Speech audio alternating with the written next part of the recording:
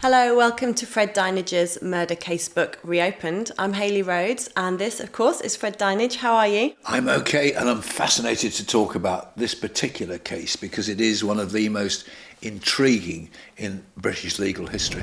The Derek Bentley case is one of the most tragic and staining cases in the history of our criminal justice system. It was the single biggest nail in the coffin of capital punishment in this country. I never got to meet an uncle that I absolutely idolise. I miss not meeting that person.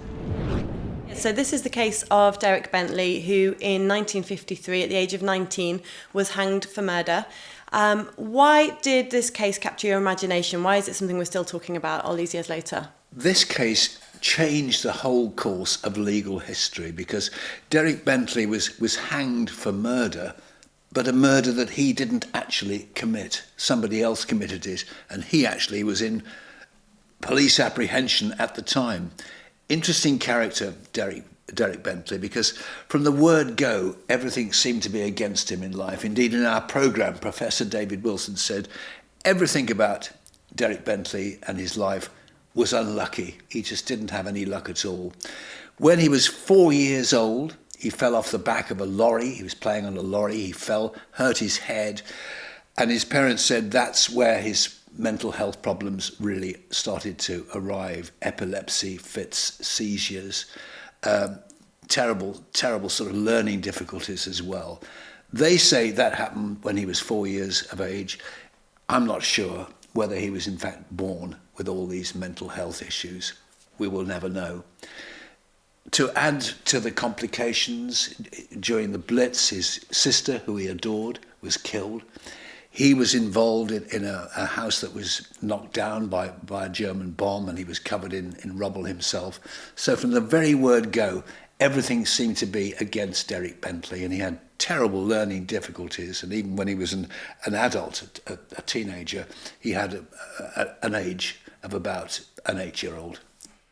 Yeah, he really struggled. He struggled at school. He didn't pass his 11 plus, which is not unusual, but he was, by the time he kind of reached his teenage years, he was illiterate. He hadn't really learned to read and write yet. And as he kind of moved into his teenage years, he dropped out of school and he started getting himself into trouble.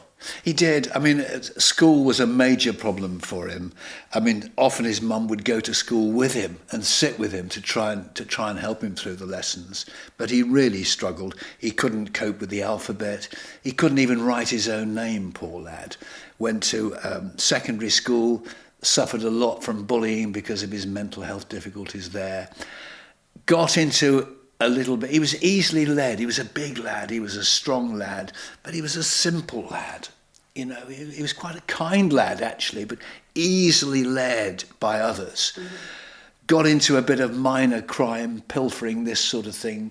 Got sent to an approved school in Bristol, Kingswood approved school, for 3 years, and really, really struggled there because he was constantly beaten at this school. Yeah, so you interviewed an educational psychologist from the school, a guy called Hugh Moore, and his recollection is that it was a pretty brutal regime there. Yeah, Hugh Moore was a fascinating character. He was one of the teachers there. The pupils there loved Hugh Moore because he was one of the few teachers in the school who didn't believe in punishment, in punishing the pupils. And he liked Derek Bentley. He saw the goodness. Yeah, you can tell he had a soft spot for him. He did. You know, he saw the goodness in this lad, this simple lad who actually had a good heart and quite a kind heart. I had to go so frequently to Mr. Adams' office, the head teacher, the principal, and witness the beatings. With Derek particularly, he was beaten for these very minor offences. And I looked so worried when I came out with him. He said to me, don't worry, Slash, he said, I've got corns on my bum. It doesn't worry me at all. He said, it's no problem as far as I'm concerned. Oh, it's awful though. It's awful to imagine this boy who's already having trouble comprehending the world ending up in an institution like that where he's just being beaten left, right and centre. It's a horrible thought. Yeah, I mean, it was obviously a terrible place to be. And this particular teacher was a caring teacher, probably quite a rarity. Yes, I imagine it was, And Derek Bentley loved him and trusted him. And when he finally came out of the approved school and went home, he kind of self-isolated became a bit of a recluse for some months. I wonder if he was traumatised. I wonder if that was... I'm sure he was totally traumatised by the treatment he'd had in this approved school. It had a terrible, catastrophic effect on him, really, because he was a lad that was struggling anyway, mentally, with his comprehension and everything else. After about 6 months, he tried to get work. He joined a furniture removal firm, but lifting all the heavy... Even though he was a big, strong boy, it was still too much for him. He hurt his back, so he had to stop that job.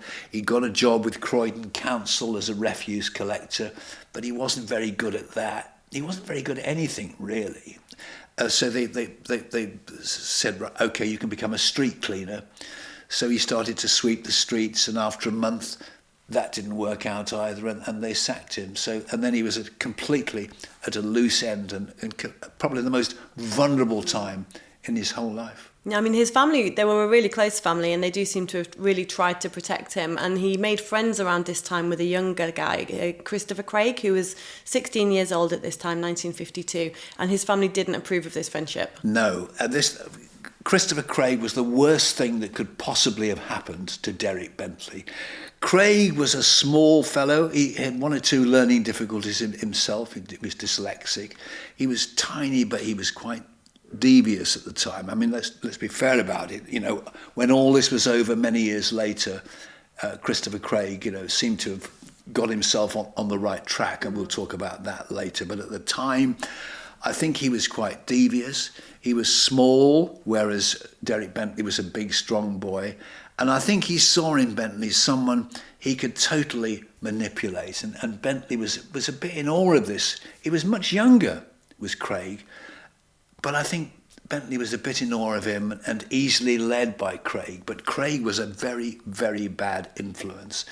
He kind of modelled himself on the Hollywood tough guys at the time on the cinema screen. He thought he was a tough guy. He was obsessed with weapons. He was obsessed with guns. 16-year-old Craig was from a respectable middle-class family and the youngest of 8.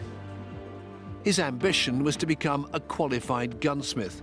He's somebody, though, that's going to really say to Bentley, who's rather more timid and feeble, here are the kinds of things that we should be getting up to. And so that's where this kind of poisonous relationship develops between Craig and Bentley. And this was at a time when, I guess, getting your hands on guns, actually, after the Second World War was probably not that difficult. No, because there were so many weapons had been discarded after the war. It was relatively easy to get hold of weapons. So Christopher Craig had a whole cache of weapons in his bedroom at home in London. And in fact, he'd been prosecuted by the police on a couple of occasions for illegally holding weapons. And criminologist David Wilson, you spoke to him in the programme about Chris's love of weapons, and he kind of talked about the way that it maybe gave Chris this kind of sense of being, a tough guy image and emulating gangsters, as you say. It was this tough guy thing he wanted, and he wanted to be a sort of Al Capone type figure. And he was only tiny and he wasn't that strong, but the weapons made him feel strong. So he had guns. He had guns and he had knives and he had a whole cache of weapons. And along came Derek Bentley, who he could manipulate. Bentley was ideal for Christopher Craig, but Derek Bentley's parents were horrified by Christopher Craig. Desperately tried to persuade Bentley not to be involved with him, but, it was water off a duck's back. He wasn't going to listen. Here's a strange thing, because life can be so strange. One of their friends was a policeman called Sidney Miles. And they went to Sidney Miles and said, do you think you could persuade Derek not to associate with this Christopher Craig, who was a well-known figure locally? And Miles tried to help. And of course, the terrible irony of the whole thing was, and we'll get onto this later, but in the end, the policeman that Christopher Craig shot dead, that led to the hanging of Derek Bentley, was the same policeman, Sidney Miles. I mean, what a strange coincidence that was. But despite all the pressures on him to pack up this friendship with Christopher Craig, Derek Bentley was having none of it. He kind of worshipped Craig in a strange sort of, in his simple way. Well, I can understand that. I mean, when you've never really had many friends, when you've only ever really been bullied at school, and then you've got somebody who wants to hang out with you and who you think is an impressive figure, I can see that he would have been really drawn to him. And maybe beggars can't be choosers when it comes to making friends if you haven't got many. So yes. I can understand that. Yeah, absolutely. But of course, you see, Craig was drawn to sort of, again, minor crime and was going to drag Derek Bentley along with him, and Bentley was an easy target, if you like, you know. They were an odd couple, but they kind of worked together because each had something that the other one didn't have, you know. Brilliant. So 2nd of November 1952, Derek Bentley and Christopher Craig, I think that night, so that day, Derek Bentley hadn't been feeling very well. He'd been to the cinema, but he had these blinding headaches that were, I guess, associated with his head injury and his epilepsy. And he'd come home and he'd had some rest. And then that evening, Christopher Craig had come knocking and he had gone out with Christopher Craig and they were looking for trouble by the sounds of things. Yeah, it was a fatal mistake to have gone out with him that night, you know. And Craig was actually armed that night. This is a big point of argument, you know. Did Derek Bentley know that Christopher Craig was armed? We'll talk about that. But Craig did have a gun, a handgun. The barrel had been sawn off and he had bullets as well. And initially the idea was to break into a butcher's shop. But when they got to the butcher's shop, the light was on, so they didn't go there. Craig then went a little further down the road, Tamworth Road, just around the corner here, but there was a wholesale confectioner's factory in the road, and that was a 2-story building with a flat roof at the top. This is in Croydon, South London, yeah. So they got into the grounds of this warehouse, climbed up the fire escape onto the roof. Unbeknown to them, they'd been seen by a lady who lived over the road. And she said to her husband, "I've just seen 2 lads climbing on the roof of the warehouse over the road. Get the police." So they didn't have a phone, so he ran down the road to the nearest red telephone box, which we had in those days, and rang the police. And before long, the first policeman arrived at the scene. His name was DS Fred Fairfax.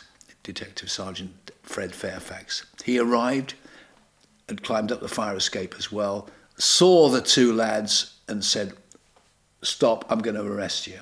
At which point Christopher Craig fired the gun and hit Fairfax, DS Fairfax, in the shoulder. Didn't kill him, wounded him. Fairfax very bravely ran towards both Bentley and Craig and pulled Bentley back, almost using him as a kind of human shield. And this is where it all started to go wrong, because by now, armed police are now on the way, and the first one to get up on that roof is PC Sidney Miles, a friend of the Bentley family, and the policeman they turned to try to separate this friendship between Craig and their son, Derek Bentley. He's the first one on the roof. Craig sees him, fires the gun, and kills Sidney Miles. He's dead. He shot him dead. Some of the statements that are later made by Bentley in court and the police don't correspond. But seemingly, according to the police, what happens at that point is that Sergeant Fairfax, who's pushing Bentley forward because Craig's obviously got a gun, at which point it's alleged by the 3 police officers that Bentley says, "Let him have it, Chris." Allegedly, those words were to start a chain of events that would leave one policeman injured and another dead. Did he say it? If he did he mean shoot him, Chris, let him have it, Chris? Or did he mean give him the gun, Chris, you know, pack it up, give him the gun, let him have it? Christopher Craig obviously didn't pay any attention at all. He shot him. Derek Bentley claimed he never ever said that. Fairfax, the DS Fairfax, said he did say it. Interestingly, another policeman who was on the roof as well claims he never hurt Christopher Craig. So Christopher Craig was firing on the police. He'd already hit 2 police officers. It seems like he was willing to go down in a blaze of glory at this point, but then his gun ran out of bullets. It ran out of bullets, and he actually said, "Okay, that's it. I've got no more bullets. That's it. It's over." And that's when they arrested Christopher Craig. But I think if he'd had more bullets, another policeman at least probably would have lost his life. And at that point, he actually didn't go easily. He ran out of bullets, and then he leapt off the top of the building. So about 30 foot to the ground? Yeah, he did. He jumped off the top of the building and landed on a greenhouse and injured himself quite badly. Fractured his spine, I think, maybe a broken wrist, something like that. He did. So he was actually then carted off to hospital under police custody. Yes, he was. And of course, poor old Derek Bentley was taken to the police station and eventually, as you know, charged with murder. Even though he hadn't fired a single shot. He hadn't fired a single shot, and he was, according to him and according to others, in police custody at the time. In other words, he's being apprehended by a policeman at the time that Christopher Craig shot dead the policeman. And what's interesting, so both of them, Christopher Craig and Derek Bentley, both charged with the murder of Sidney Miles and I think the attempted murder of Fred Fairfax, who was also shot. Bentley's family had no idea of the events their son had been involved in that evening. Mum had stayed up late that night because Derek had gone out with his friend. Next thing, the doorbell went and police came in and said that Derek's been arrested for murder. So Derek Bentley would have been prosecuted under this idea of joint enterprise in that he went with Christopher Craig, knowing that Christopher Craig was armed, knowing what could have happened, and so therefore he was as guilty as Christopher Craig. And I know that you spoke to a human rights lawyer called Benedict Bernberg, and he talked about the fact that once Derek Bentley was in the police's custody, then any tacit agreement of joint enterprise would actually effectively have been broken by him being in custody. He was no longer party to Christopher Craig's actions. Yeah, I mean, he felt very, very strongly about that because he was convinced that Derek Bentley was being apprehended by a policeman at the time, therefore wasn't in any position to have actually taken part in the actual killing, the actual shooting of the policeman. And he was very strong about that and fought Derek Bentley's case for many years. Yeah, absolutely. And there was also discrepancies. There was also a dispute really about the way that Derek Bentley's statement was taken. And again, you spoke to a forensic linguist called Dr. John Olson, and he talked about having read back Derek Bentley's statement as given to the police and how things about it didn't really ring true, especially given Derek Bentley's, mental age and illiterateness. He was illiterate and he couldn't, as I say, he couldn't even spell his own name. And yet the statement seemed incredibly lucid, for a man with such learning difficulties. That was the interesting thing about it. And also he picked up on specific things, in this statement, which really, he was convinced that the whole thing wasn't a lucid statement by Derek Bentley, was in actual fact a series of questions put to Bentley by the police, and these were his responses. Years later, it's believed these statements may not have been the exact words of Bentley, a man with an estimated mental age of 8. His first reference to the gun is as a definite article, so he says, "I did not know he was going to use the gun." And it would appear that he said that completely spontaneously. So first of all, it's a spontaneous negative, "I did not know." And second of all, no reference to the gun up until now. Whereas Bentley said, "I didn't say that. I said, I didn't know he had a gun." Yeah, I didn't know he was going to use a gun, which means that he didn't know he'd brought a gun in the first place, which means that he can't have been held responsible for the fact that Christopher Craig had a gun and fired it because he didn't know about it. And so there are these real discrepancies, which when it came to trial in, I think it was December 1952, so he was charged with murder, as was Christopher Craig, and when it came to trial, his defence, I think it's fair to say Derek Bentley's defence didn't do a great job of putting any of these arguments across. No, I think that's putting it absolutely mildly, because in actual fact, the Bentley family didn't have money, so they couldn't afford to hire a top lawyer to defend their son. So they used a lawyer, a solicitor that the court supplied for them.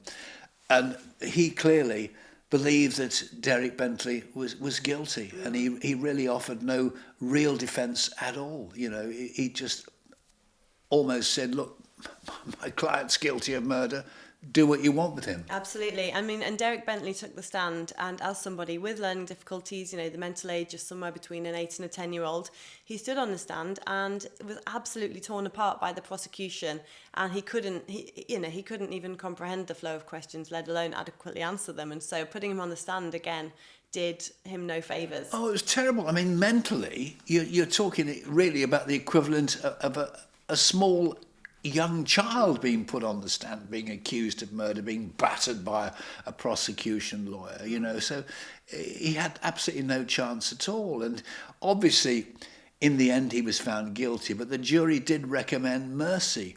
And despite this recommendation of mercy from the jury, the judge, when he passed sentence, he went for the death penalty. Yeah, the Judge Goddard had no mercy on Derek Bentley at all. Even after the sentencing by Lord Chief Justice Goddard, the Bentley family hoped for a reprieve. His case was presented to the Court of Appeal on the 13th of January 1953, but it was quickly dismissed. The sentence of death remained. I think what counted against Derek Bentley so much was the fact that the victim in all this was a serving police officer, you know, and that obviously caused so much anger amongst the authorities, and I think that would have counted so much against. And I think it was a terrible, terrible miscarriage of justice. I really do. And that is how the public felt at the time. There was public outcry, and once again, we saw this a couple of years later with the Ruth Ellis case, which you also covered in your Murder Casebook, is that the public opinion was actually at odds with the authorities, and you've almost got this elites versus ordinary people where the public are saying, well, not only is the death penalty wrong, but executing this young man who quite clearly is not all there is also wrong. There was a massive hue and cry, it really was. And in our Murder Casebook programme, the actual expression used was, this was the biggest nail in the coffin of capital punishment. Because this case actually, and later Ruth Ellis, really were the two big arguments for getting rid of capital punishment, whether you think that's right or wrong, given some of the things that happen these days. But nonetheless, and I think the case of Derek Bentley was the biggest thing of all in the abolition of hanging, of capital punishment in the United Kingdom. I can only imagine how Derek Bentley's family felt. They must have felt, I mean, first disbelief, because this wasn't an outcome that any reasonable person could have seen coming. No. But also just the impotence that this was going to happen to their son, and there was nothing they could do to stop it. You can imagine, can't you, them, you know, in their little home in South London, listening to the radio and knowing that their son is being hanged. A crowd of around 500 gathered outside Wandsworth Prison and sang "The Lord is my shepherd and abide with me." Derek William Bentley, aged just 19, had been hanged. Mum was always said that there was a clock on the mantelpiece in the sitting room, and it struck 9 o'clock, and Nanny just collapsed because someone had just killed her son. From a young, vibrant Nan, from pictures I've got of her, she aged 50 years in a matter of moments. So you, for the programme, you actually interviewed Derek Bentley's niece, Maria, and she'd never met him, but the way she spoke about him was as though she had. Do you know, I found Maria an absolutely fascinating lady because, yes, she knew everything about Derek Bentley. She knew everything about the family. She obviously cared about his memory. She loved the family. And to be fair, she really supported Derek Bentley's sister Iris, who campaigned for so many, many years to get him a pardon, to get the conviction quashed, the murder conviction quashed. And Maria really, really helped Iris in that campaign. She was absolutely tireless about it, you know, and she helped her constantly. Sadly, Iris didn't live long enough to see the completion of the whole thing, but Maria did, and Maria kind of, when it was all official and Derek Bentley had been cleared, Maria had still got a bottle of champagne that Derek Bentley's dad had kept for many, many years, and he'd said, you know, when my son is cleared of this crime which he didn't commit, we're going to have this bottle of champagne. And of course he died, and the mum died. And Maria, although she never met him, I think she really, really got him, you know, and helped Iris incredibly in the battle to clear his name. And yet it took until 1993 for him to be pardoned. And the family weren't satisfied with that, which is rightly so, because a pardon says you did it, but essentially we've forgiven you. It took another 5 years after that for the conviction to be completely overturned. I myself wanted more than a pardon. I wanted to show that, in fact, Derek had been wrongly convicted in the first place, that he, in fact, was an innocent man who didn't need a pardon because he was innocent. He should never have been convicted. Yes, it was. And that's where Maria comes into it, who was in our Murder Casebook programme, and that bottle of champagne was finally opened that Derek Bentley's dad had bought all those years before, believing that one day his son would be cleared of it all. The champagne was opened. On the 30th of July 1998, more than 4 decades after Derek Bentley's death, the Court of Appeal quashed the murder conviction.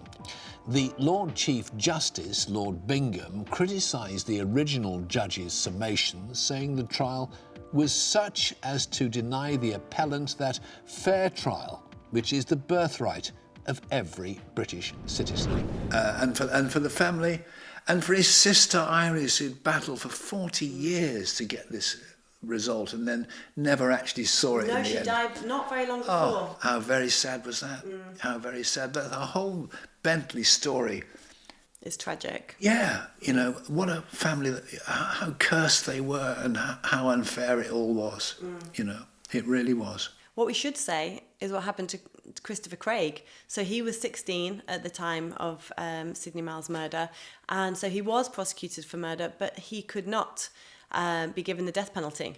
Christopher Craig was given 10 years in prison, and as far as I know, at the end of those 10 years, came out of prison, got himself a completely new life, got married, had a family, got a job, as far as I know. Little is known about what actually did happen to him, although when Derek Bentley was pardoned eventually, Christopher Craig did come out and make a statement saying he was really, really happy for the Bentley family, and he apologised to the Bentley family for his part in the demise of their son, and he apologised to his own family for all the unwanted press scrutiny and media scrutiny that they'd had for many, many years. So I think, you know, he genuinely felt very badly about it, as indeed he should have done, because basically he'd cost his friend his life. He had, and actually we shouldn't forget that he'd cost Sidney Miles his life, and he's someone that in all of the hue and cry gets slightly lost in all of this. He was apparently a dedicated, brave police officer who had died in the course of duty, and actually, because of the uproar about Derek Bentley's execution, actually probably didn't get as much coverage as he perhaps deserved. No, and I think Maria said he was a good man and a good friend to the whole Bentley family, and he paid for it with his life, and he was a good copper, you know, and I think that's one of the saddest things in this whole story. And Derek Bentley, this guy with a really quite a poor understanding of the world, was hanged, and I can only imagine how that felt for him. I mean, it's just, the whole thing is beyond belief, isn't it, really? I mean, did he really understand what was going to happen to him, you know, when he's in his cell the night before he's hung? What was going through the poor chap's mind? You know, we're talking about a lad here with a mental age of 8, maybe 10 at the most. So he's a kid. He's a young kid. Yeah. And then he's brought into the chamber to be hung. What's going through his little mind? You know, how's he processing that? How's he coping with all that? You know, and he sees Pierpoint, the hangman, and the noose goes round his neck. You know, what's going through his mind? beggars belief, doesn't it? It's horrific. You know, It's absolutely, it does. the authorities could do it to him, you know. And if ever there was a case for abolishing capital punishment because of the wrong person's been convicted, that's it, I suppose. Yeah, you know, no matter what you feel about capital punishment, especially with all the crime that goes on these days, it's a tricky one, isn't it? It's horrific. I don't even want to imagine how he felt. I mean, It's absolutely awful. he was a simple lad. You know, he'd done a wrong thing, but he was easily led. Simple lad. Absolutely, and the punishment for him really did not fit the crime. No, and imagine if it's your 8 or 10-year-old kid in the dock accused of murder. How would he cope with that? How would you cope with that? It's a devastating story, and one that ended up with a change in the law that was really important. So thank you for talking me through it. I just think it was good to talk about this because it's such a crucial case in British legal history, and I'm grateful for the chance to talk about Derek Bentley, a young man I personally feel quite close to myself, having followed this story so closely. You know, and I feel deeply sorry for the whole family, so thanks for the opportunity. Thank you, Fred, and that's it from us, so we'll see you next time.